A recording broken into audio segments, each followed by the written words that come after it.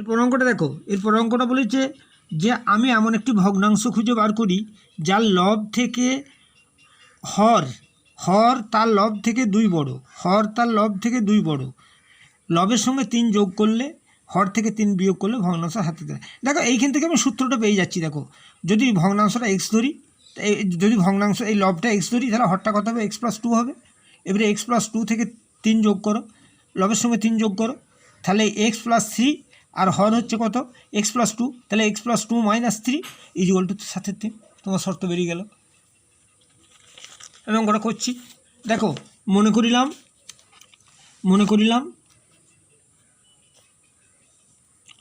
লব সমান কত, লব সমান এক্স, তাহলে হর কত হবে বলো, ওর থেকে কত বড়, 2 বড়, তাহলে x+2। তাহলে ভগ্নাংশটা কত হবে, সোজা শর্ত আমাদের, ভগ্নাংশটা হবে কত, লব বাই হর, তাহলে x/x+2 ভগ্নাংশটা। এবার শর্তানুযায়ী এসো, শর্তানুযায়ী পুরো শর্ত ধরে কাজ করবে, তাহলে অঙ্ক এসে যাবে। দেখবে শর্তানুযায়ী কী বলেছে, যে লবের সঙ্গে 3 যোগ করো, হরের সঙ্গে 3 বিয়োগ করো, তাহলে x+3 করো, আর হরের সঙ্গে 3 বিয়োগ মানে কি x+2 - 3 = কত বলেছে, ভগ্নাংশ 7/3 হয়, = 7/3। এবারে তুমি ইকুয়েশন করে এক্সের মানটা বার করো, অর x+3 বাই কত x - 1 = 7/3।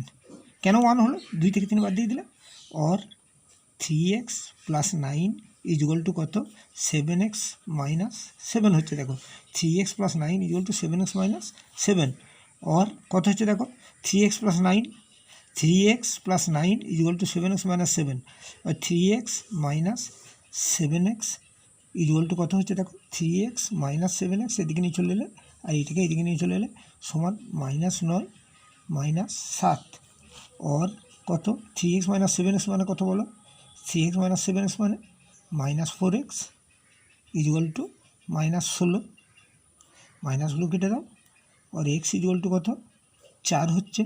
তাহলে লব সমান কত, লব সমান 4, আর হর সমান কত, ওর থেকে 2 বেশি, 4 আর 2 6। তাহলে ভগ্নাংশটি কত হবে, ভগ্নাংশটি সমান কত, লব বাই হর, তোমার লব কত বেরিয়েছে 4, আর হর বেরিয়েছে কত 6, তাহলে ভগ্নাংশটি হচ্ছে 4/6।